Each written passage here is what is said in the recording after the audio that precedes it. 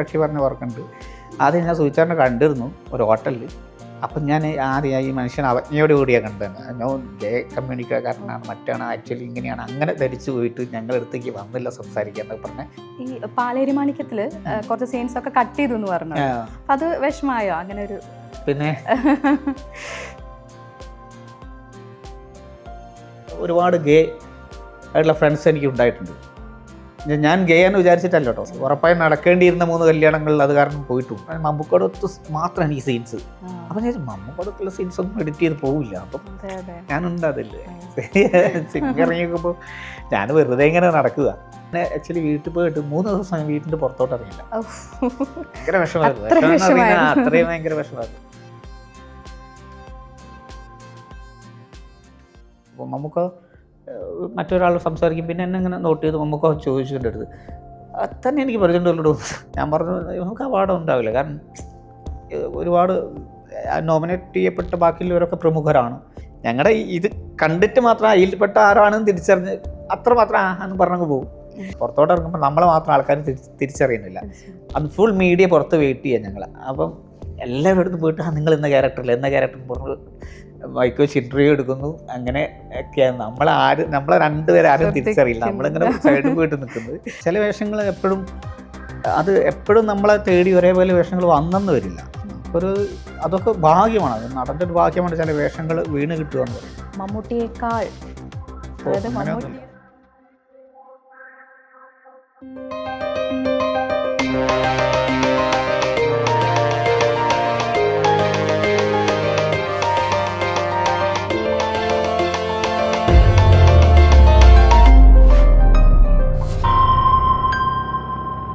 Welcome to movie gallery. It's me Shalini. കോഴിക്കോടൻ നാടകങ്ങളിലൂടെ തുടക്കം കുറിച്ച് 50ഓളം സിനിമകൾ ചെയ്ത് കാതൽ എന്ന സിനിമയിൽ മമ്മൂട്ടിയോടൊപ്പം ശക്തമായ ഒരു കഥാപാത്രം ചെയ്തുകൊണ്ട് തുടക്കം കുറിച്ചിരിക്കുകയാണ്. സിനിമയിലെ തൻ്റെ സ്ഥാനം ഉറപ്പിച്ചിരിക്കുകയാണ് സുധി കോഴിക്കോട്. ഇന്ന് മൂവി ഗാലറിയിൽ നമ്മളോടൊപ്പമുള്ളത് സുധി കോഴിക്കോടാണ്. വെൽക്കം സർ, മൂവി ഗാലറിയിലേക്ക് സ്വാഗതം. എന്തൊക്കെയാണ് പുതിയ വിശേഷങ്ങൾ? പുതിയ സിനിമയൊക്കെ പുതിയത് ഇപ്പം ചെയ്തുകൊണ്ടിരിക്കുന്ന പടം മഹേഷ് നാരായണൻ്റെ പടമാണ്. മമ്മൂട്ടി, മോഹൻലാൽ, ഫഹദ്, കുഞ്ചാക്കോ ബോബൻ, നയൻതാര, ദർശന, അങ്ങനെ ഒരുപാട് താരനിരകളുള്ള ഒരു പടം. വ്യത്യസ്തമായ കഥാപാത്രമാണോ അല്ലെങ്കിൽ ഏത് അല്ല, കഥാപാത്രത്തെ കുറിച്ച് എനിക്കിപ്പം റിവീൽ ചെയ്യാൻ പറ്റില്ല. അതിൻ്റെ വേറൊരു ആ സിനിമയുടെ ഒരു കണ്ടന്റ് റിലേറ്റഡ് ആയിട്ടുള്ളൊരു അത് കാരണം എനിക്കിപ്പോൾ അതിനെക്കുറിച്ചൊന്നും പറയാൻ പറ്റില്ല. ഏകദേശം അതേ ലുക്കൊക്കെ തന്നെ, ബട്ട് ആ പാറ്റേണിൽ മറ്റൊരു ക്യാരക്ടർ എന്നുള്ളതാണ്. അതാണിപ്പം. പിന്നെ ഡബ് ചെയ്തുകൊണ്ടിരിക്കുന്ന ജിത്തു സാർ പ്രൊഡക്ഷനിൽ മാർട്ടിൻ ജോസഫ് സംവിധാനം ചെയ്യുന്ന ഷൈനിക മൂവിയാണ്. അതിപ്പം നാളെ ഡബ്ബിങ് ഉണ്ട്, അതിന് പോവുകയാണ്. ഇപ്പോൾ കാതൽ എന്ന് പറഞ്ഞ സിനിമയിൽ വളരെ ശക്തമായ ഒരു കഥാപാത്രമാണ് ചെയ്യാൻ സാധിച്ചത്, തങ്കൻ എന്ന ക്യാരക്ടർ അല്ലേ? എല്ലാവരും വളരെയധികം ശ്രദ്ധിക്കപ്പെട്ടു. തങ്കൻ എന്ന ക്യാരക്ടറിൻ്റെ അതായത് ആ ഒരു നിശബ്ദത പോലും സംസാരിച്ചു എന്നാണ് പറയുന്നത്. നിശബ്ദമായ നോട്ടം പോലും അത്രയും ശ്രദ്ധിക്കപ്പെട്ട വളരെ മനോഹരമായ ഒരു ക്യാരക്ടറായിരുന്നു അല്ലേ? നന്നായി ചെയ്യാൻ സാധിച്ചു. മമ്മൂക്കയോടൊപ്പമുള്ള ആ ഒരു സന്ദർഭം ഒന്ന് വിശദീകരിക്കാമോ? അഭിനയം കൂടെ അഭിനയിച്ച ഒരു അല്ല, മമ്മൂക്കയുടെ കൂടെ എനിക്ക് പാലേരി മാണിക്യം എന്ന സിനിമയിൽ കൂടെയാണ് മമ്മൂക്കയുടെ ആദ്യമായിട്ട് അഭിനയിക്കുന്നത്. അതിൻ്റെ ബിഫോറായിട്ടാണ് ആക്ടിംഗ് വർക്ക്ഷോപ്പിൽ മമ്മൂക്ക വന്നിട്ടുണ്ടായിരുന്നു. അങ്ങനെ മമ്മൂട്ടിയുടെ മുന്നിൽ ആദ്യം ആ രീതിയിൽ ഞങ്ങളൊരു വർക്ക്ഷോപ്പിൻ്റെ ഭാഗമായിട്ടൊന്ന് പ്രസൻറ്റ് ചെയ്തിട്ടുണ്ടായത്. അങ്ങനെ ചെറിയൊരു പോർഷൻ. പിന്നെ അഭിനയിക്കുന്ന 13 ദിവസം മമ്മൂക്കയുടെ കൂടെ ഞാൻ ഉണ്ടായിരുന്നു പാലേരി മാണിക്യം. സിനിമ വന്ന് നോക്കുമ്പോൾ ഞാൻ ഒന്നുമില്ല. ആദ്യമായിട്ട് ഞാൻ മമ്മൂക്കയുടെ കൂടെ ഡയലോഗ് പറഞ്ഞ് അഭിനയിച്ചു പാലേരി മാണിക്യത്ത് തന്നെ. സിനിമ വന്നു പോകുമ്പം ഫൈനൽ എഡിറ്റിൽ സംസാരങ്ങളൊന്നുമില്ലാത്ത അവസ്ഥയിലോട്ട് ക്യാരക്ടർ മാറി. പക്ഷേ മമ്മൂക്കയുടെ ഒത്തുള്ള ആ നിമിഷങ്ങൾ അത് എനിക്ക് എപ്പോഴും അത് നമുക്കൊന്നും പാഴാവില്ല. അത് എക്സ്പീരിയൻസ് ഈസ് എക്സ്പീരിയൻസ്. അത് സിനിമയിൽ വന്നിട്ടില്ലെങ്കിൽ പോലും അതെന്നെ സംബന്ധിച്ച് അതൊക്കെ എനിക്ക് തരത്തിൽ പിന്നെ കാതൽ ചെയ്യുമ്പോൾ ഒക്കെ സപ്പോർട്ടായിട്ടുണ്ട്. ബിക്കോസ് നമുക്ക് കാണുമ്പോൾ തന്നെ പലരും പേടിച്ചിട്ട് അഭിനയിക്കാൻ പറ്റാത്ത സാഹചര്യങ്ങളെ കുറിച്ച് പറയുന്നത് ഞാൻ കേട്ടിട്ടുണ്ട്. ഒരുപാട് ഇൻ്റർവ്യൂവിൽ പലരും പറയുന്നു. എനിക്കത് ഉണ്ടായിട്ടില്ല. അതിൻ്റെ കാരണം എന്താണെന്ന് വെച്ചാൽ, ശരിക്കും പറഞ്ഞാൽ നേരത്തെ മമ്മൂക്കയോടൊത്ത് അഭിനയിക്കാൻ 13 ദിവസമൊക്കെ അഭിനയിച്ച പാലേരി മാണിക്യത്തിലെ എക്സ്പീരിയൻസ് അത് ഒരു കാരണമായിട്ടുണ്ടാകും. പിന്നെ ഞാൻ ശേഷം ചെയ്യുന്ന മമ്മൂട്ടിയുടെ നാമത്തിലാണ്. അതും അന്ന് ഞാൻ ശരിക്കും പറഞ്ഞാൽ മാറി നിൽക്കുകയായിരുന്നു ഒരു എയർപോർട്ട് സീക്വൻസ് എടുക്കുന്ന സമയത്ത്. ആക്ച്വലി എൻ്റെ മീശ ഉണ്ടായിരുന്നില്ല ആ സമയത്ത്, താടി മാത്രമേ ഉണ്ടായിരുന്നുള്ളൂ. അപ്പോൾ നമുക്ക് മറ്റൊരാൾ സംസാരിക്കും, പിന്നെ എന്നെ ഇങ്ങനെ നോട്ട് ചെയ്ത് നമുക്ക് ചോദിച്ചിട്ടുണ്ട് അടുത്ത് തന്നെ എനിക്ക് പരിചയമുണ്ടല്ലോ തിരിച്ചറിഞ്ഞു. പരിചയമുണ്ടല്ലോ. അപ്പം ഞാൻ ഞാൻ എൻ്റെ ക്യാരക്ടറിൻ്റെ പാലിരുമണിക്കത്തിൽ ക്യാരക്ടറിൻ്റെ ഒരു പ്രഭാകരനായിരുന്നു. ഞാൻ പ്രഭാകരൻ നമുക്ക് ഓർമ്മയുണ്ടോ എന്നറിയില്ല എന്ന് പറഞ്ഞാൽ നമുക്ക് തന്നെ എനിക്കറിയണോ, അതല്ല തൻ്റെ മീശ ഇവിടെ പോയിട്ടൊക്കെ ചോദിച്ചു. നമുക്ക് അത്രയും ഓർമ്മശക്തി ഭയങ്കരമാണ്. അത് നമുക്കെന്താ നമുക്കവിടെ ഓരോരോ നമ്മളോടൊത്ത് അങ്ങനെ ചിലവഴിക്കുന്ന ഓരോ നിമിഷം ഒരു ആക്ടറിൻ്റെ രീതിയിൽ അത് നമുക്ക് ഭയങ്കര ആത്മവിശ്വാസം തരും. മമ്മൂക്ക റിജിഡായിട്ട് ഒരു സ്ഥലത്ത് മാറിയിരുന്ന് നമ്മളോട് ബിഹേവ് ചെയ്യാൻ തുടങ്ങിക്കഴിഞ്ഞാൽ ഓൾറെഡി മമ്മൂക്ക എന്നുള്ള ഇന്ത്യ അറിയപ്പെടുന്ന ഒരു നടൻ എന്ന രീതിയിൽ നിൽക്കുന്ന ഒരു മനുഷ്യനെ കാണുമ്പോൾ ഉള്ളിൽ നമുക്ക് അങ്ങനെ ഒരു ഇതുണ്ടാകും. പക്ഷെ മമ്മൂക്ക നമ്മളവിടെ പ്രത്യേകിച്ച് കാതലിൽ വളരെ ഫണ്ണായിട്ടൊക്കെ പലരോടും സംസാരിച്ചിട്ട് സിറ്റുവേഷൻ വളരെ ഈസി ആയിട്ട് ഹാൻഡിൽ ചെയ്യുന്നൊരു ഇതുണ്ടായിട്ടുണ്ട്. പലരും പേടിച്ച് പോയിട്ടൊക്കെ ഞാൻ കണ്ടിട്ടുണ്ട്, നേരിട്ട് കണ്ടിട്ടുണ്ട്. വേറെ ചില ആക്ട്രസൊക്കെ ഒന്ന് പേടിച്ച് പറയാതൊക്കെ ആയിപ്പോയി, ഇങ്ങനെ തൊണ്ടയിൽ കുടുങ്ങിപ്പോയ സമയത്ത് മമ്മൂക്ക ഇങ്ങനെ ഹാൻഡിൽ ചെയ്തിട്ട് ഈസി ആയിട്ട് ഞാനൊന്ന് പിടിച്ച് തിന്നൊന്നുമല്ല, ധൈര്യമായിട്ട് പറഞ്ഞെന്ന് പറഞ്ഞാൽ ആ രീതിയിൽ ഹാൻഡിൽ ചെയ്തിട്ടുള്ള സിറ്റുവേഷൻ വളരെ. അതെ അതെ. അത് എനിക്ക് മറ്റൊരു മൂവി ഞാൻ ചെയ്ത് അങ്കിൾ എന്ന് പറഞ്ഞൊരു മൂവിയാണ്. ഇതിൻ്റെ കാതലിന് മുന്നേ മമ്മൂക്കയുടെ ഒത്ത് ചെയ്ത് അതിലും ക്ലൈമാക്സ് സീക്വൻസിൽ ഇപ്പം എനിക്ക് വേറെ പ്രശ്നങ്ങളും ഉണ്ടായിട്ടില്ല. പക്ഷേ അവിടെ കുറച്ച് പേര് ഡയലോഗ് ഉടക്കി പോയപ്പോഴൊക്കെ മമ്മൂക്ക ഈസി ആയിട്ട് ഹാൻഡിൽ ചെയ്ത് അവർ തിരിച്ചിങ്ങോട്ട് കൊണ്ടുവന്നു ആ സീനിലോട്ട്. അങ്ങനെയൊക്കെ ഉണ്ടായിട്ടുണ്ട്. അതുപോലെ സ്പെഷ്യൽ സപ്പോർട്ടിംഗ് ആക്ടറിനുള്ള അവാർഡ് അതെ കാതലിനുണ്ടായിരുന്നു. സപ്പോർട്ടിംഗ് ആക്ടറല്ല, സപ്പോർട്ടിംഗ് ആക്ടർ വിജയരാമൻ സാറാണ്. Special jury mention in acting അതുണ്ടായിരുന്നു കാതൽ അഭിനയത്തിന്. IIFA award best supporting actor ആയിട്ടുണ്ടായിരുന്നു. അബുദാബി വെച്ചിട്ടായിരുന്നു ഫംഗ്ഷൻ. അത് വളരെ സന്തോഷമുള്ള ഒരു കാര്യമായിരുന്നു. എന്നുവെച്ചാൽ ഞാൻ ഒട്ടും പ്രതീക്ഷിക്കാതെയാണ് അവാർഡ് നോമിനേറ്റ് ചെയ്യപ്പെട്ടു നമ്മൾ. അപ്പോൾ അബുദാബിയിൽ പോകണമെന്ന് പറഞ്ഞു. ആദ്യമായിട്ടാണ് ഇന്ത്യ വിട്ടൊരു സ്ഥലത്തോട് പോകുന്നത്. ഞാനത് ഐഫയുടെ അവാർഡിൻ്റെ വെന്യൂവിൽ ഞാൻ പറയുകയും ചെയ്തു. അപ്പം അങ്ങനെ പോകുമ്പം ഞാൻ ഒറ്റയ്ക്കാണ്. എൻ്റെ ഡയറക്ടർ ജിയോ ബേബിയും നോമിനേറ്റഡാണ്. അപ്പം ജിയോ ബേബിയെ ഞാൻ വിളിച്ചു നോക്കിയപ്പം ജിയോ ഓൾറെഡി ദുബായിലുണ്ട്, അവിടെ ആക്ടിങ് വർക്ക്ഷോപ്പായിട്ടാണ്, അവിടുന്ന് അങ്ങോട്ട് വരിക എന്ന് പറഞ്ഞു. അപ്പം ഞാൻ ഒറ്റയ്ക്ക് ഇവിടെ നിന്ന് പോകണ്ടേ, ഇന്ത്യ വിട്ടിട്ട് പോകുന്നത്. മാത്രമല്ല അന്ന് രാത്രി ഭയങ്കര രസമായിരുന്നു. മറ്റൊരു W ഹോട്ടൽ എന്ന് പറഞ്ഞിട്ട് അബുദാബിയിലെ യാസ് ഐലൻഡ് എന്ന് പറഞ്ഞൊരു പോഷ് ഏരിയയാണ്, അവിടുത്തെ ഹോട്ടലിലാണ് താമസിക്കുന്നത്. ആ ഹോട്ടലിലോട്ട് പോകുമ്പം അവിടുത്തെ ടൈമിങ് രാത്രി 12:30, അബുദാബി ടൈം 1.5 മണിക്കൂർ പുറകിലാണല്ലോ. അപ്പോൾ ഇന്ത്യൻ ടൈമിംഗ് എന്ന് പറഞ്ഞാൽ 2 മണിയായി കാണും. ഞാൻ ഹോട്ടലിലോട്ട് പോകുന്നു, ഇവിടെ ഫുൾ ഓട്ടോമേറ്റഡ് പരിപാടി. അപ്പം ഞാൻ നേരെ നമ്മുടെ എയർപോർട്ടിൽ നിന്ന് ഇവർ പിക്ക് ചെയ്തു, പിന്നെ ഹോട്ടലിൻ്റെ റിസപ്ഷനിൽ കൊണ്ടുപോയി. എനിക്ക് എൻ്റെ ഈ റൂമിലോട്ട് പോകേണ്ടത് എങ്ങനെയാണെന്ന് അറിയില്ല സത്യം പറഞ്ഞാൽ. അപ്പോൾ അവരൊരു അറേബ്യൻ അവിടുത്തെ സ്ത്രീ ആയിരിക്കണം. അവരിങ്ങനെ സംസാരിക്കുന്നു, ഇങ്ങനെ ഗോസ്റ്റേറ്റ് എന്നൊക്കെ പറഞ്ഞിട്ട് ദർ ഇസ് ആൻ അനെക്സ് എന്നൊക്കെ പറഞ്ഞിട്ട് ഒരു അനെക്സിലോട്ടാണ് പോകേണ്ടത്. അതിന് ശേഷമുള്ള ഒരു അനെക്സ് ആയിട്ടുള്ള ഒരു ഹോട്ടലിൻ്റെ തന്നെ വേറൊരു സമുച്ചയമുണ്ട്. ആ ഭാഗത്തിലാണ് നമ്മുടെ ഇത്. എനിക്കത് ഈ പോയിട്ട് ഇങ്ങനെ ഇതിൻ്റെ റിസപ്ഷനിൽ പോയിട്ട് ഇതിൻ്റെ സെക്കൻഡ് ഫ്ലോറിന് വേറൊരു റാമ്പ് വഴിയാണ് മറ്റേക്കിലെത്താൻ. ഞാൻ ആക്ച്വലി അവിടെ പോയിട്ട് ആദ്യം റാമ്പ് വഴി മറ്റേ അനെക്സിലെത്തിയിട്ട് അവിടെ സെക്കൻഡ് ഫ്ലോറിന് മുകളിലോട്ട് ഇത് പോകണം, മറ്റേ ലിഫ്റ്റിൽ. നമുക്ക് ഈ കീ ഇതുണ്ടല്ലോ, നമ്മുടെ കീലെസ് പരിപാടി കാർഡാണ്. അതെനിക്ക് മുന്നേ എക്സ്പീരിയൻസ്ഡ് ആണ് ഞാൻ. ബട്ട് ഇത് ലിഫ്റ്റിൽ കാണിക്കുന്ന ഞാൻ ആദ്യമായിട്ട് അറിയുന്നത് അബുദാബി പോയപ്പോൾ. ലിഫ്റ്റിൽ ഞാൻ 2-ന്ന് 4ലോട്ട് നിൽക്കുന്നു, ഇങ്ങനെ അമർത്ത് പ്രസ് ചെയ്യും, മുകളിലോട്ട് പോകില്ല. 2-ൽ തന്നെ 2 ഓപ്പണോ, അങ്ങനെ അവിടെ തന്നെ കുടുങ്ങി ഇരിക്കുന്നത്. അപ്പം ഞാൻ നോക്കുമ്പോൾ ആരുമില്ല ആ സമയത്ത്. അപ്പം റാമ്പിൽ ഒരു നീഗ്രോ ആയിട്ടുള്ള ഒരാളിരിക്കും. ഞാൻ പുള്ളിയെടുത്ത് ചോദിച്ചു, വാക്കാനെ ഗോ അപ്സ്റ്റെയർ.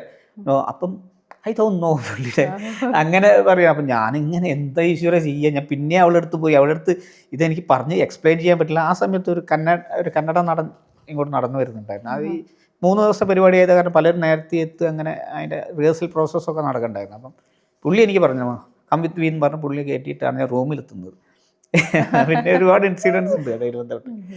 അത് പിന്നെ അവാർഡ് വാങ്ങിക്കാൻ പോയപ്പോൾ ഞാൻ ഞെട്ടി. അവിടെ നിന്നാണ് ഡിക്ലറേഷൻ വരുന്നത് സ്റ്റേജിൻ്റെ. അവിടെ നിന്നാണ് അറിയുന്നത്. ഞാൻ ഇവൻ ജിയോ ബേബി എപ്പോഴത്തേക്ക് എത്തി ഡയറക്ടർ. ഞാൻ പറഞ്ഞു നമുക്ക് അവാർഡ് ഉണ്ടാവില്ല, കാരണം ഒരുപാട് നോമിനേറ്റ് ചെയ്യപ്പെട്ട ബാക്കിയുള്ളവരൊക്കെ പ്രമുഖരാണ്. ഞാൻ അപ്പം അവാർഡ് ഇല്ലാതിരിക്കില്ല എനിക്ക് തോന്നുന്നു പറഞ്ഞിട്ട് പുള്ളി ഇങ്ങനെ പറയുന്നുണ്ട്. ഞാൻ കൂളായിട്ടിരിക്കുന്നു. പെട്ടെന്നാണ് വിളിച്ച് സ്റ്റേജിലോട്ട് കയറുന്നത്. അത് സ്റ്റേറ്റ് അവാർഡും അതേപോലെ കലാഭവൻ മണി ആ അവാർഡ് കലാമണി ലഭിച്ചിട്ടുള്ളതും കാതൽ എന്ന് പറഞ്ഞ മൂവി തന്നെയാണ് അല്ലേ? അങ്ങനെ ഒരു അത് കാതലായിട്ട് ബന്ധപ്പെട്ട എനിക്ക് അവാർഡ് ഉള്ളൂ. പിന്നെ ആകെ അവാർഡ് എന്ന് പറഞ്ഞ ജീവിതത്തിൽ നാടകം അഭിനയിക്കുമ്പോൾ ബെസ്റ്റ് ആക്ടറൊക്കെ ഉണ്ടായിട്ടുണ്ട്.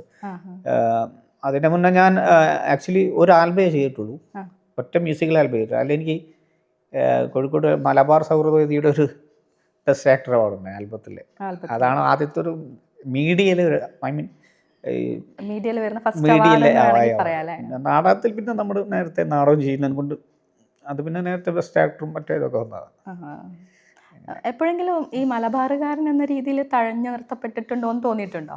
അല്ല, അതിൻ്റെ ഒരു മലബാറുകാരൻ എന്നുകൊണ്ട് തഴയപ്പെടുക എന്ന് പറഞ്ഞാൽ ഒന്ന് നമുക്ക് തോന്നുന്നു, എനിക്ക് തോന്നുന്നു ഭാഷയുടെ ഉപയോഗമാണ്. അപ്പം ഭാഷ മാറ്റി ഉപയോഗിക്കാൻ അറിയെങ്കിൽ ഇപ്പം നമ്മുടെ മലബാറിൽ ഉപയോഗിക്കുന്ന ഈ ഭാഷാശൈലി എല്ലാ സ്ഥലത്തേക്കും ഇല്ല. ചിലപ്പോൾ പെർട്ടിക്കുലർലി ഒരു ടെക്സ്റ്റിന് ബേസ് ചെയ്തിട്ട് കോഴിക്കോട്ടെ പശ്ചാത്തലത്തിൽ നടക്കുന്ന ഒരു സിനിമയാണെങ്കിൽ അത് ആവശ്യമാണ്. അപ്പോൾ അങ്ങനെയാകുമ്പോൾ പാലേരി മണിക്കും പോലത്തെ സിനിമകളൊക്കെ കുറ്റിയാടി പരിസരമൊക്കെ ആയിട്ട് ബന്ധപ്പെട്ട് നടക്കുന്ന കഥകളാണ്. അപ്പോൾ അതിലോട്ടൊക്കെ അത് ആവശ്യമാണ്. ഇപ്പം നമ്മൾ കണ്ണൂർ ബേസ് ചെയ്തിട്ട് കുറേ പടങ്ങൾ കണ്ടല്ലോ, കണ്ണൂർ കാസർഗോഡ് ഭാഷ ഉപയോഗിച്ചിട്ടുള്ള പടങ്ങൾ. ഇപ്പം പെർട്ടിക്കുലർലി അങ്ങനെ ഒരു സ്പെഷ്യൽ എഫക്ട്സ് ഭാഷയിലുണ്ടെങ്കിൽ ആവശ്യം. ഇപ്പം എല്ലാ സമയത്ത് നമ്മുടെ കോഴിക്കോടൻ ഭാഷ എല്ലാവർക്കും മനസ്സിലായിക്കൊള്ളണമെന്നില്ല. അപ്പം ഞാനിപ്പോൾ നരിവേട്ടയിൽ പോയി ചെയ്തിട്ടുണ്ടായിരുന്നു. നരിവേട്ടയിൽ ടോവിനോയുടെ അമ്മാവനായിട്ട്, ആക്ച്വലി ഞാൻ കുട്ടനാടുകാരനാണ് അതിൽ എൻ്റെ ക്യാരക്ടർ, ബെന്നിയെങ്കിൾ എന്ന് പറഞ്ഞിട്ടുള്ളത്. അപ്പോൾ ഞാൻ അതിൽ ആലപ്പുഴ സ്ലാങ്ങിലോട്ട് വരണം, അറ്റ്ലീസ്റ്റ് കോഴിക്കോട്ടുണ്ടാവാൻ പാടില്ല, അങ്ങനെ ഉണ്ടല്ലോ. അപ്പോൾ ആലപ്പുഴ സ്ലാങ്ങിലോട്ട് വരാൻ വേണ്ടി ഞാൻ കുറച്ച് ട്രെയിൻ ഉണ്ടായിരുന്നു. ഐ മീൻ അവിടെ ഒരു നോവലായിട്ടുണ്ട്, ഇപ്പോഴും ഓർക്കുന്നു, കറുകാച്ചാലുകാരനാണ്. ഉള്ളൊരു ടൊവിനോയ്ക്കും ടൊവിയുടെ അമ്മയായിട്ട് അഭിനയിക്കുന്ന റീനി ചേച്ചിക്കൊക്കെ പറഞ്ഞു കൊടുക്കാൻ ഒരാളുണ്ടായിരുന്നു. പുള്ളി നമ്മൾ ഭയങ്കര കമ്പനിയേഴ്സിങ്, ഇപ്പോഴും ആ ബന്ധമുണ്ട്, നല്ല ബന്ധമാണ്. അപ്പോൾ നല്ല ബന്ധം, ഭയങ്കര ഫ്രണ്ട്ഷിപ്പായി. പുള്ളിയായിട്ട് സംസാരിച്ച് ഇങ്ങനെ ഇതിലോട്ട് വരികയായിരുന്നു. ലിസ്റ്റ് ചെയ്ത് മാറിയിട്ട് അങ്ങനെ ഒരു പരിശീലനം കോഴിക്കോട്ടുകാർക്ക് കൂടി ഉണ്ടാവണം എന്ന് എനിക്ക് തോന്നുന്നുണ്ട്. അത് ഭാഷയുടെ പ്രശ്നമുണ്ട്. അത് അതിനെ അതിജീവിച്ച് എനിക്ക് മാമുക്കോയ എന്ന നടൻ ഒക്കെ ഉള്ളൂ. കോഴിക്കോടൻ ഭാഷ എപ്പോഴും ഉപയോഗിച്ചിട്ട് അത് നടൻ വേറൊരു രീതിയിൽ അങ്ങനെ അഡ്രസ്സ് ചെയ്യപ്പെട്ടിട്ടുണ്ടോ. അപ്പം അത് വേറൊരു പ്രതിഭയോടുകൂടി വേറൊരു രീതിയിൽ മലയാള സിനിമയിൽ സാന്നിധ്യം ഉറച്ചു വരുന്ന നടനാണ്. അപ്പം പിന്നെ ഹരീഷൊക്കെ കോഴിക്കോടൻ ഭാഷ ഉപയോഗിച്ചിട്ടുണ്ട്. അപ്പം എനിക്ക് തോന്നുന്നു മലബാറുകാർ തഴയപ്പെടുക എന്ന് പറയുന്നത് എനിക്ക് തോന്നുന്നു ഭാഷാശൈലി കൊണ്ടാണ്. അപ്പം പല രീതിയിലും അല്ലാത്ത ഇപ്പം എനിക്ക് അങ്ങനെ ഒരു പ്രാദേശികമായിട്ട് സിനിമയിൽ ഇപ്പോഴും മുന്നേ ഉണ്ടായിട്ടുണ്ടോ എന്ന് എനിക്കറിയാം. ഇപ്പം ഇല്ലയെന്ന് എനിക്ക് തോന്നുന്നത്. കാരണം എത്രയോ മലബാറുകാരായിട്ടുള്ള കണ്ണൂരുകാരായിട്ടുള്ള എൻ്റെ ഒരുപാട് സുഹൃത്തുക്കളുണ്ട്. ഇപ്പോൾ നരിവേട്ടയൊക്കെ ചെയ്ത് ഡയറക്റ്റ് ചെയ്ത് കണ്ണൂരുകാരനാണ്. ഞാൻ പിന്നണിയിൽ പറയുന്ന ഒരുപാട് പേരുണ്ട്. അപ്പം അങ്ങനെ തഴയപ്പെടലൊന്നുമില്ല. ഇപ്പോൾ എറണാകുളമാണ് ഇതിൻ്റെയൊക്കെ സ്ഥിരാകേന്ദ്രം എന്ന രീതിയിൽ അവിടെ വെച്ച് കാര്യങ്ങൾ നടക്കുന്നു എന്നുള്ളതിൻ്റെ ഭാഗമായിട്ട്. അപ്പം നമ്മൾ അവിടെ ഇല്ലാത്ത കാരണം അതിൻ്റെ ഒരു പ്രശ്നം ഉണ്ട്. എനിക്കിപ്പം നിരന്തരം വേഷങ്ങളൊന്നുമില്ല, ഉണ്ട്, അങ്ങനെ ചെയ്തു പോകുന്നു എന്നല്ലാതെ. അതുപോലെ കാതലിന് ശേഷം ശരിക്കും അർഹതപ്പെട്ട ഒരു വേഷം കിട്ടിയിട്ടില്ല എന്ന് തോന്നിയിട്ടുണ്ടോ? അല്ല, ചില വേഷങ്ങൾ നമുക്ക് ചില വേഷങ്ങൾ എപ്പോഴും അത് എപ്പോഴും നമ്മളെ തേടി ഒരേപോലെ വേഷങ്ങൾ വന്നെന്ന് വരില്ല. നമുക്കൊരു അതൊക്കെ ഭാഗ്യമാണ്, അത് നടൻ്റെ ഒരു ഭാഗ്യമാണ് ചില വേഷങ്ങൾ വീണ് കിട്ടുക എന്ന് പറയുന്നത്. ആ വീണ് കിട്ടിയിട്ടുമല്ല, അത് ചെയ്ത് ഫലിപ്പിക്കുക എന്ന് പറയുന്നൊരു കാര്യം കൂടി ഉണ്ടല്ലോ. അതിന് ഇപ്പം എല്ലാം എനിക്ക് കാതലിനെ പോലത്തെ വേഷം കിട്ടണം, അല്ലെങ്കിൽ അതേപോലെ ആ സ്ക്രീൻ ലെങ്ത്തുള്ള വേഷം കിട്ടണം, അങ്ങനെയൊന്നും എനിക്കില്ല. എനിക്ക് അഭിനയിച്ച് പോവുക ആസ് എൻ ആക്ടർ നിലയ്ക്ക് എനിക്ക് ശരിക്കും അതിൽ മാറി ചെയ്യണമെന്ന് ആഗ്രഹിച്ച് നിൽക്കുന്ന ഒരു കക്ഷിയാണ് ഞാൻ. അപ്പം ആക്ച്വലി ഞാൻ നാടകങ്ങളിലാണെച്ചാലും അതെ, ഞാൻ കൂടുതലും സെമി കോമഡി, ആ ഫൺ പരിപാടി, വൈബ്രൻ്റ് ആയിട്ടുള്ള പരിപാടികൾ, അല്ലെങ്കിൽ കുറച്ച് എന്താ പറയുക ഭ്രാന്തനായിട്ട് കൊണ്ട്, ഐ മീൻ എക്സെൻട്രിക് ഒക്കെ ക്യാരക്ടർ ഇഷ്ടം പോലെ ചെയ്തിട്ടുണ്ട് നാടകത്തിൽ. അത് നന്നായിട്ട് പ്രസൻറ്റ് ചെയ്തിട്ട് എന്നുള്ള അഭിപ്രായം കിട്ടിയ വേഷങ്ങളുണ്ട് അതിൽ. അപ്പം ആ സംഭവമാണ് ആക്ച്വലി ഞാൻ നാടകത്തിൽ കൂടുതൽ യൂസ് ചെയ്തിട്ടുള്ളത്. അത് ആക്ച്വലി ഞാൻ ഇവിടെ വരുമ്പം നേരെ കോൺട്രാസ്റ്റ് ആയിട്ടുള്ള പരിപാടിയാണ് ഇവിടെ വരുന്നത്. ഇവിടെ സിനിമയിൽ വരുമ്പോൾ വരുന്നത് ഞാൻ ഭയങ്കര ലിമിറ്റഡായിട്ട്, ഭയങ്കര റിസേർവ്ഡായിട്ട്, അല്ലെങ്കിൽ ഭയങ്കര എല്ലാം ഉള്ളിലൊതുക്കിയിട്ട്, ആത്മസംഘർഷങ്ങൾ ഉള്ളിലൊതുക്കിയിട്ട് ചെയ്യുന്ന ക്യാരക്ടറായിട്ട് അങ്ങനെ കാതൽ വന്നിരിക്കുന്നത്. ശേഷം ഇപ്പോൾ വരുന്ന ചില സിനിമകളിലും ആ ഒരു പാറ്റേണും ഉണ്ട്.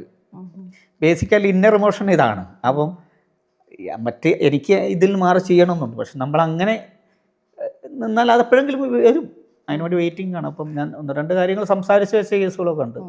അത് ആ വേഷമായിട്ട് മാറണം, എന്നിട്ട് ഞാൻ തന്നെ ചെയ്ത് മാറ്റി കാണിച്ചു കൊടുക്കണം, എന്നാലേ ബോധ്യപ്പെടുള്ളൂ. ഞാൻ ആ കാതൽ മൂവിയുടെ അതിൽ കുറച്ച് അതിൻ്റെ കുറച്ച് പോർഷൻ സോഷ്യൽ മീഡിയയിൽ കണ്ടിട്ട് അതിൻ്റെ താഴെ കുറച്ച് കമൻസ് വായിച്ചിട്ടുണ്ടായിരുന്നു. അപ്പോൾ അതിൽ കണ്ടൊരു കമൻറ്റാണ്, മമ്മൂട്ടിയേക്കാൾ, അതായത് മമ്മൂട്ടിയുടെ പെർഫോമൻസിനേക്കാൾ നന്നായി ചെയ്തു സുചേട്ടൻ എന്നാ പറഞ്ഞത്. അത് ഒരാളല്ല ഒരുപാട് പേര് അതിൽ കമന്റ് ചെയ്തിട്ടുള്ള ഒരു കാര്യമാണ്. മമ്മൂട്ടിയുടെ പെർഫോമൻസിനേക്കാൾ ഒരുപടി മുകളിലാണ് ചെയ്തിട്ടുള്ളതെന്നോ. ഞാൻ പറയുന്നത് എനിക്ക് തോന്നിയിട്ടുള്ള ഒരു കാര്യം അതൊരിക്കലും ആവില്ല. ഞാൻ അതിന് പറയാൻ കാരണം വെച്ചാൽ അങ്ങനെ ചിലർക്ക് തോന്നിയ കാരണം വെച്ചാൽ എന്നെ മുന്നേ കാണാത്തതിനെ കൊണ്ടുള്ള ഇതായിരിക്കും. അപ്പം മുന്നേ കാണാത്തത് കൊണ്ട് ഒരാൾ ഫ്രഷായിട്ട് കാണുന്ന പോലെ ഞാൻ മുന്നേ പടങ്ങൾ ചെയ്തിട്ടുണ്ടെങ്കിൽ അങ്ങനെ കുറേ ലെങ്ത്തുള്ള വേഷങ്ങളൊന്നുമല്ല. അപ്പോൾ ഫ്രഷായി കാണുന്ന ചില കാര്യങ്ങൾ അങ്ങനെ തോന്നിയിട്ടുണ്ടാവും. പിന്നെ അല്ലാത്ത മമ്മൂക്ക എന്ന് പറയുന്ന മമ്മൂക്കയുടെ അടുത്ത് ഒരു ഇത് നരേറ്റ് ചെയ്യുമ്പം മമ്മൂക്കയൊക്കെ അത് ഒന്നും അന്നേരം ഡെലിവർ ചെയ്യുക, അവിടെ ഉണ്ടാവുക, ഡെലിവർ ചെയ്യുക. അതിന് റീടേക്ക് ചിലപ്പോൾ ഇതെല്ലാം അടുത്ത ടേക്ക് പോവുകയാണെങ്കിൽ മമ്മൂക്കി തന്നെ ആയിട്ട് ജിയോ പറഞ്ഞ് ഞാൻ കേട്ടിട്ടുണ്ട്. അതായത് അടുത്ത ചിലപ്പോൾ ഇതൊന്നും വേറെ സാധനമായി വരുവാണ്. അത്ര ഇനോർമസ് അവരുള്ളിൽ അത്രയും ഒരുപാട് ഒരു സിറ്റുവേഷൻ തന്നെ പല രീതിയിൽ അവർക്ക് പ്രസൻറ്റ് ചെയ്യാൻ പറ്റും. അപ്പം അങ്ങനെയാണ്. അപ്പം ഇതൊക്കെ ഞാൻ എത്ര കഷ്ടപ്പെട്ടിട്ട് തന്നെ ഒരു തങ്കലിലോട്ട് എത്തിച്ചെന്ന് പോയി. ഇവൻ ജിയോ ബേബിയോട് ചോദിച്ചറിയാം. ജിയോ ഞാനവരുടെ നിരന്തര കമ്മ്യൂണിക്കേഷൻ കോൺവെർസേഷനും അങ്ങനെ ഇതുകൊണ്ടാണ് എനിക്ക് കുറച്ചെങ്കിലും അതിലേക്ക് എത്താൻ സാധിച്ചത്. അപ്പം ആ ഒരു കമ്പാരിസണേ ഒട്ടും ശരിയില്ലാത്തൊരു അതിപ്പോൾ മമ്മൂക്കയാണ് ഈശ്വര അമ്മ അങ്ങനെ പറയാൻ പാടില്ല. അതിനുകൊണ്ട് പറയല്ല, ഞാൻ വളരെ സത്യസന്ധമായിട്ട് പറയുകയാണ്. അതിൻ്റെ ആവശ്യമില്ലാത്തൊരു സാധനം അതിങ്ങനെ തോന്നിയതിനെ കൊണ്ടിപ്പം ഞാൻ അത് അവർക്ക് ചില അറിഞ്ഞുകൂടാത്തതിൻ്റെ പ്രശ്നമാണ്. അത് ചില ക്യാരക്ടറുകൊണ്ട് ചിലർക്ക് അടുപ്പമുണ്ടാകും. ചിലപ്പോൾ അവർ കണ്ടു പറഞ്ഞ ഏതെങ്കിലുമൊക്കെ അല്ല അവരോട് അവരുടെ ജീവിതമായിട്ട് ബന്ധപ്പെട്ട് നിൽക്കുമ്പം അതുകൊണ്ട് അടുത്ത് നിൽക്കണം. ഇപ്പം ഒരുപാട് ഗേ ആയിട്ടുള്ള ഫ്രണ്ട്സ് എനിക്ക് ഉണ്ടായിട്ടുണ്ട്. ഞാൻ ഗേ എന്ന് വിചാരിച്ചിട്ടല്ല കേട്ടോ, അവരെ റെപ്രസെൻ്റ് ചെയ്ത് ഒരാളെന്ന നിലയിൽ ഒരുപാട് ഗേ ഫ്രണ്ട്സിനെ ഞാൻ പരിചയപ്പെട്ടു. ക്യൂർ കമ്മ്യൂണിറ്റി പറ്റി ഒരുപാട് പേരെ പരിചയപ്പെട്ടു. അവർക്ക് മാനസികമായിട്ട് അടുപ്പം തോന്നുന്ന ചില ക്യാരക്ടർ ഞാനായിരിക്കും സപ്പോസ്. അങ്ങനെ ഉണ്ടാവും. അങ്ങനെ ചില സാധനം ഉണ്ട്. അവരെ പ്രസൻറ്റ് ചെയ്യുന്ന മമ്മൂക്കയും പ്രസൻറ്റ് ചെയ്യുന്നതാണ്. പക്ഷെ അതിനെ ബോൾഡായിട്ട് എല്ലാം സഹിക്കുന്ന ഒരാൾ ഉള്ള രീതിയിലുള്ള ആ രീതിയിൽ ചില നമ്മളോട് ക്യാരക്ടറിന് തോന്നുന്ന ചില സിമ്പതി അങ്ങനെ ചില സാധനങ്ങളുണ്ടാവും. അത് ചിലപ്പോൾ ഇഷ്ടമായിട്ട് മാറുന്ന അങ്ങനെയൊക്കെയുള്ള അത് മാത്രം ഉണ്ടാവും. അല്ലാണ്ട് അങ്ങനെ ഒരിക്കലും കമന്റ് പറഞ്ഞേ ഉള്ളൂ. അതെ അതങ്ങനെ പലരും എന്നോട് മുന്നേ ഇൻ്റർവ്യൂവിലൊക്കെ ചോദിച്ചാലുണ്ട്. വെറുതെ എന്നെ തട്ടാൻ വേണ്ടി ചോദിച്ച ഇൻ്റർവ്യൂ. ഇപ്പം നിങ്ങൾ ചോദിച്ചത് അങ്ങനെ നല്ല ടൈം പറയാം. എന്നെ വെറുതെ എന്നെ അളന്നു നോക്കണം ചോദിച്ച ചോദ്യങ്ങളാണ്. അതിപ്പം അപ്പം ആരെന്ത് പറഞ്ഞാലും സത്യമായിട്ടുള്ള ഒരു കാര്യമാണ് ഞാൻ പറഞ്ഞത്. ഇപ്പോൾ ആളുകൾ ചുറ്റുമുള്ള നാട്ടുകാരുടെയൊക്കെ റെസ്പോൺസ് എങ്ങനെയായിരുന്നു പടം ഇറങ്ങിയതിന് ശേഷം? അല്ല, എനിക്ക് എൻ്റെ നാട് എപ്പോഴും വളരെ എൻ്റെ നാട് എൻ്റെ എല്ലാ നാടും ഉണ്ട്. ഞാൻ പറയാം എൻ്റെ നാട് ആണല്ലോ നമ്മുടെ, അത് എനിക്ക് ഭയങ്കര സ്വീകരണമാണ് തന്നിരിക്കുന്നത്. ഇപ്പോഴും അങ്ങനെ തന്നെ. ആ പടം ഇറങ്ങിയ ശേഷം ചെയ്യുന്ന പടങ്ങളും ഭയങ്കര അഭിമാനത്തോടു കൂടി പറയുന്ന കുറേ നാട്ടുകാരാണ് എൻ്റെ നാട്ടിലുള്ളത്. ഞാൻ ഒരു ബാലുശ്ശേരി എന്ന് പറഞ്ഞൊരു അവിടെ പനങ്ങാട് എന്ന് പറഞ്ഞൊരു ഗ്രാമത്തിലാണ് താമസം, ഇപ്പോഴും താമസിക്കുന്നത് അവിടെ തന്നെ. അപ്പോൾ അവിടെ എനിക്ക് അവിടുന്ന് പോരാൻ തോന്നുന്നില്ല, അവിടുന്ന് മാറാൻ.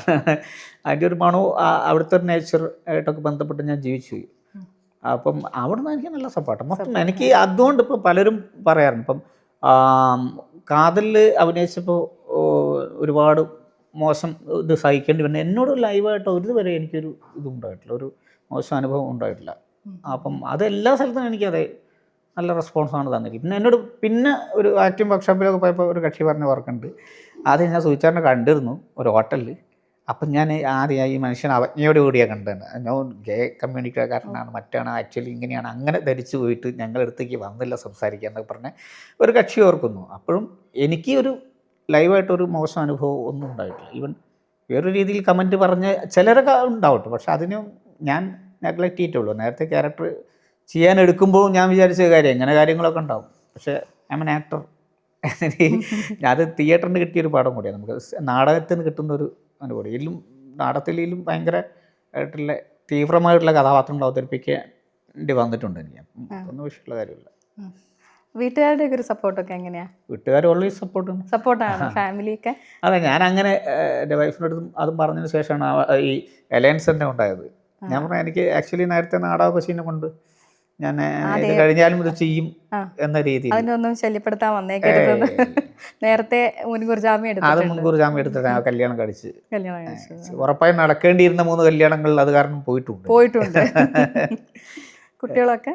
കുട്ടികൾ മൂത്ത മകൻ 9ാം ക്ലാസ് പഠിക്കുന്നു, രണ്ടാമത്തെ മകൻ ഇപ്പം 2ാം ക്ലാസ്സിൽ. 2ാം ക്ലാസ്സിൽ. 2 ആൺകുട്ടികളാണ്. 2 ആൺകുട്ടികളാണ്. ഈ പാലേരി മാണിക്യത്തില് കുറച്ച് സീൻസ് ഒക്കെ കട്ട് ചെയ്തു എന്ന് പറഞ്ഞു. അപ്പൊ അത് വിഷമായോ അങ്ങനെ ഒരു? പിന്നെ ഞാനത് ആക്ച്വലി പാലേരി മണിക്കത്തിൽ ഞങ്ങൾക്ക് 11 ദിവസത്തെ വർക്ക്ഷോപ്പ് ഉണ്ടായിരുന്നു, 11 days വർക്ക്ഷോപ്പ്. നാടകത്തിനാണ് രഞ്ജി സാർ അന്ന് കോഴിക്കോടൻ നാടകവേദിയിലെ ആൾക്കാരാണ് എടുത്തിരുന്നത്. കാരണം ഞാൻ പറഞ്ഞല്ലോ, ഭാഷ ഉപയോഗിച്ച് കുറ്റ്യാടി പരിസരം ഈ ഭാഷയായിരുന്നു. അപ്പം ഞാൻ ഇത് 11 days വർക്ക്ഷോപ്പിലുണ്ട്. അവസാനത്തെ കാസ്റ്റിങ്ങിൽ വന്നപ്പം ഉണ്ട്, അതിൽ പെടാതെ പോയ ഒരാളൊക്കെ ഉണ്ട് കേട്ടോ, ആളെ പേര് ഞാൻ ഇപ്പോൾ പറയുന്നില്ല. ബട്ട് അത് കഴിഞ്ഞ് നമ്മൾ അഭിനയിക്കാൻ തുടങ്ങിയപ്പം നമ്മുടെ വർക്ക്ഷോപ്പ് ഈ ക്യാമ്പിൽ നിന്ന് ആദ്യമായിട്ട് മമ്മൂക്കയുടെ കൂടെ അഭിനയിക്കുന്നത് ഞാൻ ആണ്. എനിക്കിപ്പോഴും ഓർക്കുന്നു, ഞാനത് September 10 or 11 ഷൂട്ട് തുടങ്ങുന്നത്. ഒരു 2008 2008 ഇറങ്ങിയ പടമാണ് അത്. 2008 തന്നെ ആവും, September. അപ്പം 3 ദിവസം കഴിഞ്ഞ് മമ്മൂക്ക ജോയിൻ ചെയ്യുന്നു. മമ്മൂക്കയുടെ കൂടെ ആ ക്യാമ്പിന് ആദ്യമായിട്ട് അഭിനയിച്ച ഞാനാണ്. അപ്പം എല്ലാവരും എന്നെ ഫോൺ ചെയ്ത് ചോദിക്കുന്നു, ഇങ്ങനെ ഭയങ്കര എങ്ങനെയുണ്ട് നമുക്ക് അങ്ങനെ ചോദിക്കുന്നു. അപ്പം മറുപടി പറയുന്നു, അത് ഭാഗ്യവശമല്ല അന്ന് സെക്കൻഡ് ടേക്ക് ഓക്കെ, ഒരു മാസ്റ്റർ ഷോട്ട് 3-4 ഡയലോഗിലെ ആ സിനിമയിൽ വന്നിട്ടില്ല, ബട്ട് ഓക്കെ ആയിരുന്നു. ശേഷം ഞാനിതൊക്കെ ഭയങ്കര എക്സൈറ്റഡായി പോകുന്നു. അപ്പോൾ രഞ്ജി സാറ് ഒരു പ്രത്യേകത എന്താണെന്ന് വെച്ചാൽ, ചെയ്യുന്നുണ്ടെങ്കിൽ പുള്ളി അന്നേരം ഇമ്പ്രൂവൈസ് ചെയ്ത് എഴുതി കൊടുക്കും. സെറ്റിലിരുന്നിട്ടാണ് പുള്ളി പല സീൻസും എഴുതാറുണ്ടായിരുന്നത്. അത് പല സിനിമയ്ക്കും പുള്ളി അങ്ങനെ ചെയ്തിട്ടുണ്ട്. അപ്പോൾ ആ രീതിയിൽ എനിക്കിങ്ങനെ തന്നു, ഇങ്ങനെ അവിടെ ഇവിടെ ഇതൊക്കെ ആയിട്ടൊക്കെ തന്നുകൊണ്ടിരുന്നപ്പോൾ ഞാൻ ഇങ്ങനെ 13 ദിവസം വർക്ക് ചെയ്യേണ്ടി വരും. ആക്ച്വലി എനിക്ക് 1-2 ദിവസം വർക്കുള്ള സ്ഥലത്തിനാണ് 13 ദിവസം. ചില ദിവസം പാസിംഗ് ആണെങ്കിൽ പോലും ആ സിനിമ സെറ്റിൽ പോയി നിൽക്കുകയാണ്, മമ്മൂക്കോടെ ഒത്തല്ലേ നിൽക്കുന്നത്. അപ്പോൾ ഭയങ്കര അനുഭവമായിരുന്നു. അപ്പോൾ ഇതൊക്കെ ഭയങ്കര എക്സൈറ്റഡ് ആയിട്ട് ഷൂട്ടിങ് കഴിയും, നമ്മൾ ഡബ് ചെയ്തിട്ടു ഒക്കെ നിൽക്കുന്നു. പലരും അഭിനയിക്കുന്നു, എല്ലാവരും നല്ല പെർഫോമൻസ് ആയിട്ട് പോകുന്നു. പിന്നെ ഇത് ഇറങ്ങാൻ ഉള്ളതിൻ്റെ തലേദിവസം എനിക്കിപ്പോഴും ഓർമ്മയുണ്ട്, ഞങ്ങൾ രഞ്ജി സാറിനല്ലൂടി ഒരു സ്വീകരണം കൊടുത്തു. അളകാപുരിയിൽ, കോഴിക്കോട് അളകാപുരിയിൽ വെച്ചിട്ടായിരുന്നു. അപ്പോൾ അത് അവിടുന്ന് രഞ്ജി സാർ സംസാരിക്കുന്നു. ഇപ്പം ഞാൻ സിനിമ കണ്ടു, ചേരൻ കണ്ടു, പിന്നെ അവിടുന്ന് മറ്റേ ഇവരെ കണ്ടു, അപ്പം എല്ലാവരും ഹാപ്പിയാണ്, ഞാൻ ഹാപ്പിയാണെന്ന് പറഞ്ഞു. ഈ സിനിമ എഡിറ്റ് ചെയ്തപ്പോൾ പലരുടെ ഭാഗം ഒന്നും അല്ലാതായി മാറിയിട്ടുണ്ട്. അപ്പോൾ ഞാൻ വിചാരിക്കുന്നത്, അപ്പം ഞാൻ ഇതാ ഈശ്വര ഇതൊക്കെ ആരതാണ്. അപ്പോൾ ഞാൻ ആലോചിക്കുക, അപ്പോൾ നമ്മൾ ആയിട്ടില്ല, കാരണം മമ്മൂക്കോടൊത്ത് മാത്രമാണ് ഈ സീൻസ്. അപ്പം ഞാൻ മമ്മൂക്കോടൊത്തുള്ള സീൻസ് ഒന്നും എഡിറ്റ് ചെയ്ത് പോവില്ല. അപ്പം ഞാനുണ്ട് അതില്ലേ. സിനിമ ഇറങ്ങിയേക്കുമ്പോൾ ഞാൻ വെറുതെ ഇങ്ങനെ നടക്കുക. അപ്പോൾ ഞങ്ങളെല്ലാം ഒരു സിനിമ കണ്ടിറങ്ങി എല്ലാ ടീമോടി ഒരുമിച്ചാണ് സിനിമ കാണുന്നത്. പുറത്തോട്ട് ഇറങ്ങുമ്പോൾ നമ്മളെ മാത്രം ആൾക്കാർ തിരിച്ചറിയുന്നില്ല. അന്ന് ഫുൾ മീഡിയ പുറത്ത് വെയിറ്റ് ചെയ്യാം ഞങ്ങൾ. അപ്പം എല്ലാവരും അടുത്ത് പോയിട്ട് നിങ്ങൾ എന്ന ക്യാരക്ടറിൽ പറഞ്ഞ് മൈക്ക് വെച്ച് ഇൻ്റർവ്യൂ എടുക്കുന്നു. അങ്ങനെ ഒക്കെയാണ് നമ്മളെ രണ്ടുപേരെ ആരും തിരിച്ചറിയില്ല. നമ്മളിങ്ങനെ സൈഡിൽ പോയിട്ട് നിൽക്കുന്നത്. അത് ഞങ്ങൾക്കൊരു യൂണിഫോം ഉണ്ടായിരുന്നു, ക്യാമ്പിൽ വർക്ക്ഷോപ്പിൽ തന്ന ഒരു ടീഷർട്ട്, അതിട്ടിട്ടാണ് നിൽക്കുന്നുണ്ടായിരുന്നത്. അപ്പം ഞങ്ങളുടെ ഇത് കണ്ടിട്ട് മാത്രം അതിൽപ്പെട്ട ആരാണെന്ന് തിരിച്ചറിഞ്ഞ് അത്രമാത്രം എന്ന് പറഞ്ഞങ്ങ് പോകും. അല്ലാത്ത സമയത്ത് ഒന്നുമില്ല. അപ്പോൾ അത് ഞാൻ ആക്ച്വലി വീട്ടിൽ പോയിട്ട് 3 ദിവസം വീട്ടിൻ്റെ പുറത്തോട്ട് ഇറങ്ങിയില്ല. ഭയങ്കര വിഷമമായിരുന്നു. അത്രയും ഭയങ്കര വിഷമമായിരുന്നു. അതിന് ഭയങ്കര ഹൈപ്പ് ഉണ്ടായിരുന്നു ആ സിനിമ ചെയ്യുമ്പോൾ. നേരത്തെ ചിത്രഭൂമിയൊക്കെ ഭയങ്കരമായിട്ട് ഇടയിൽ ഇതിനെ കുറിച്ചുള്ള വാർത്തകൾ കൊടുക്കുന്നു, വിശേഷങ്ങൾ കൊടുക്കും. നമ്മുടെ ഫേസ് വെച്ചിട്ട്, ക്യാരക്ടർ ഫേസ് വെച്ചിട്ടൊക്കെ 2 രീതിയിൽ ഫോട്ടോസൊക്കെ കൊടുത്തിട്ട് അങ്ങനെ വമ്പൻ പരിപാടികൾ, റിപ്പോർട്ട്സൊക്കെ ഇപ്പോഴും വീട്ടും കാണും അത്. അപ്പം അത് ഇങ്ങനെയൊക്കെ ഭയങ്കര നമ്മൾ പ്രതീക്ഷിച്ച് നിന്നിട്ട് നല്ല പോകുമ്പോൾ ഉണ്ടാകുന്ന സാധനമില്ല. അങ്ങനെ ഭയങ്കര വിഷമം തോന്നിയൊരു സാധനം. അതേപോലെ ഷട്ടറിൽ അഭിനയിക്കാൻ ജോയിയേട്ടൻ വിളിച്ച സമയത്ത്, ഷട്ടറിൽ ആക്ച്വലി ഞാൻ 2 സീനിലുണ്ട്. അത് നേരെ എൻ്റെ എഗെയിൻസ്റ്റാണ്. ഷട്ടറിൽ ആദ്യം ഞാൻ ഉണ്ടാവുന്ന പറഞ്ഞു, പിന്നെ ഇല്ലാതെ പോകുക. ഷട്ടർ തീരുന്ന ദിവസം എടുത്ത 2 സീൻസാണ്. ആ 2 സീനും കൊണ്ട് എനിക്ക് ഒരുപാട് അപ്രീസിയേഷൻ കിട്ടിയിട്ടുണ്ട്. ആ 2 സീന് ഏറ്റവും ലാസ്റ്റിലെടുത്ത, എനിക്കിപ്പോൾ ഓർമ്മയുണ്ട്, ഏറ്റവും ലാസ്റ്റിലാണ് കോഴിക്കോട് ജയവായൂർ വെച്ചിട്ട് എടുത്തൊരു, ഞാൻ സീൻ എടുത്തത് കഴിഞ്ഞു ഞാൻ വിചാരിച്ചു. പെട്ടെന്ന് വിനയ് ഫോട്ടോ ഞാനായിട്ടുള്ളൊരു 1-to-1 സീക്വൻസ്, ആ ഒരു അങ്ങോട്ടും ഇങ്ങോട്ടും ഡയലോഗ് അത് എടുത്തങ്ങ് പോയിട്ടുണ്ട്. അപ്പോൾ ഞാൻ ഈശ്വര അത് കഴിഞ്ഞോ.